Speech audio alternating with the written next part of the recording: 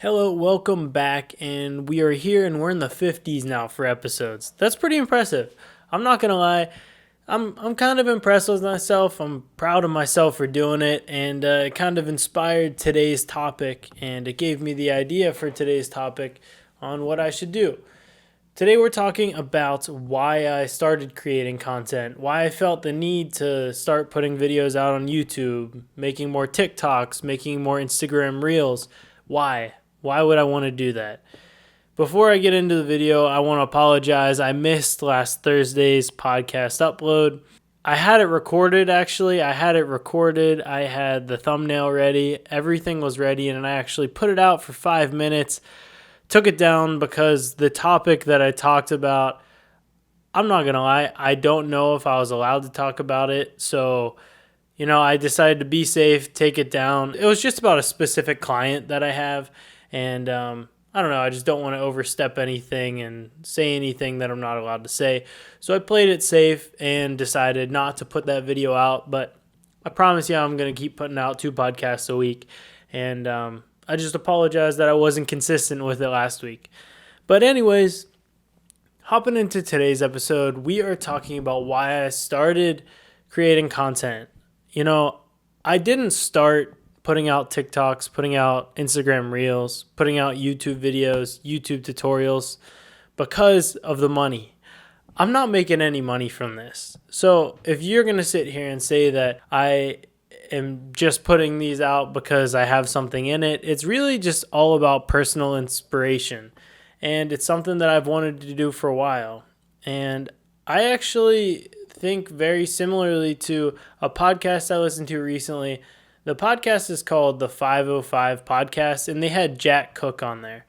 Jack Cook has been making daily vlogs on TikTok for about 200 days now, and after listening to his story and why he started making those, I really resonated with it.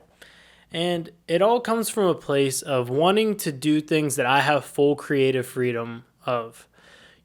I have a lot of different clients, and a lot of my clients are also different marketing agencies. And so that means that the people that I am directly working under are other creatives. So at the end of the day, the other creatives probably going to have more of a say about the final product than I will, and that's okay. But I got to a point where I wanted to start to work on more projects that were for me. Projects that if I thought it was perfect, then it was done. Projects that I was really passionate about, and so that's what I started doing. And I started out simple. I just made a batch of the Reels that you've seen, the Reels, TikToks, wherever you see them. I actually put them on YouTube Shorts as well. But wherever you see them, I just made one batch of those. I made about 7. And I liked it. I posted one every day. They got a pretty good reaction. And so I kept doing that. And it really was fulfilling, especially at first. It was me putting content out with the skill that I know I have, with the skill that I know I can do better than pretty much anybody else for myself. Not to make somebody else look good, not to help anyone else's platform, but for me. And I really liked the thought of putting out content because I want to. As you start to make more money, as you start to make more of a consistent career with what you do, it's easy to get complacent. And it's easy to, just get your paycheck every time and just do the work because you're getting paid to do it and not necessarily shoot for fun anymore. And this is me doing something for fun. This is me using my skill and what I know I'm good at for fun. So putting out the different Reels, putting out the TikToks, putting out this podcast, it's something I've wanted to do for a long time. And whenever I was thinking about doing it, it was always that. It was always thinking about taking that next step. It was always thinking about, should I do this? Should I do this for myself? Does it actually make sense? Am I sacrificing the quality of my work for my clients if I spend a lot of time on my own content? But that was just me trying to justify not doing it. That was me trying to force myself to be lazy because maybe there would be some pushback right away. Maybe I would have to sacrifice and turn down some clients so that I would have enough time to make this podcast, to do different things. But At the end of the day, this is the most fulfilling thing that I do.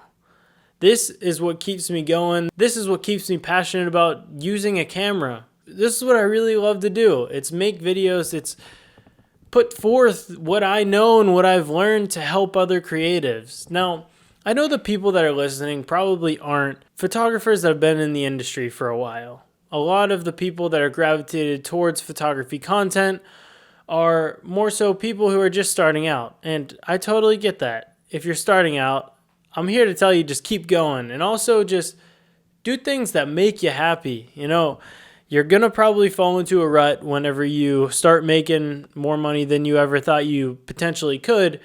But whenever you fall into that rut, figure out what you genuinely want to do. For me, it was finding that creative freedom. For me, it was making content for myself and not for anybody else. You know, I still have clients that I make videos for, and yeah, some of those projects are really cool. Some of them also aren't that cool, but just pay my bills. At the end of the day, that's the point that I'm at. Yeah, I would love to get to a point where I'm only working on projects that I genuinely love to be at, that I'm super pumped about. But, you know, it's a job at the end of the day. So me putting out this content, me making the reels, making all these different forms of content, it's super fulfilling to me, and it keeps me going. It keeps me having a reason to wake up and just keep working every single day. I also really would love to get to a point where I'm teaching more, and this is kind of the first step in that direction. I also would like to get these videos to a point where I am actually like highly editing them and putting B-roll over top of me talking and really making and designing a story, maybe putting short films out on here. But the reason I'm mentioning that is because if I sat here and said that I wasn't going to put a YouTube video out until I could put every single ounce of effort into that, I never would have put anything out. Right now, if you're watching this, if you keep track of these videos that I put out, you'll notice that, you know, the production quality isn't really that high. And yes, I would love to have a full lighting setup right now. I would love to have B-roll over top of what I'm saying, but that's just not in the cards right now. That's not what I have time for, and it doesn't really make sense right now. So I knew that I needed to start these videos in the most simple way possible. If you're thinking about starting to put out content and you're a photographer, don't think that you have to go out and make a beautiful film where it looks like you're a cinematographer every single time you put something out. Sometimes what'll perform well is you just talking in front of a camera. Sometimes all that you need to push you in the right direction is putting out a video that's just as simple as you and a camera talking. Now, make sure you dial in your visuals. Definitely dial in your audio, because if your audio is not good, then people can't stand to sit there and listen to you talk for 10, 15 minutes. But take a step in the direction. You're not going to get to your final goal right away, and you might not even be able to create something to the level that you want just from a logistical standpoint right away. Right now, I could make a beautiful short film. I know I could. I have the ability to do it, but do I have the time, or do I have the people who I want to make the films about or with at my disposal? No, I don't. So what I decided is to take it into my own hands and just do what I know I can do, what I can keep up with, how I can stick to a specific posting schedule. And this is the first step. I just wanted to push you guys to take that first step. Go do a little bit of what you've been thinking about doing. I've talked about it before, but every time I would burn out, before I started creating my own content, I would always come back to maybe I should start really going hard on YouTube. And now here I am putting out videos on YouTube. Be proud of yourself. I'm proud of myself for doing this, you know? For a long time, I always wanted to be a YouTuber. I always would look at these other photographer YouTubers, and I would look up to them. And I thought that I could also do that. And so here I am trying to make my mark, trying to put my message out into the world. And hopefully people click with my personality, so then I can make videos about a lot of other things. But anyways, thank you for watching. I appreciate you coming around. And I push you to put out content if that's what you've been wanting to do. It's tough. It's weird at first. It's not easy to sit here and talk down the barrel of the lens for 10 minutes, but you do get used to it, and I can promise you that. So don't think you have to go out and make the production value absolutely insane right away, because I'm just sitting here with a microphone that I already had, my camera on a tripod, with my light coming directly from my window in my apartment. So you can do it too. Have a great day. I'll see you in the next episode. Goodbye.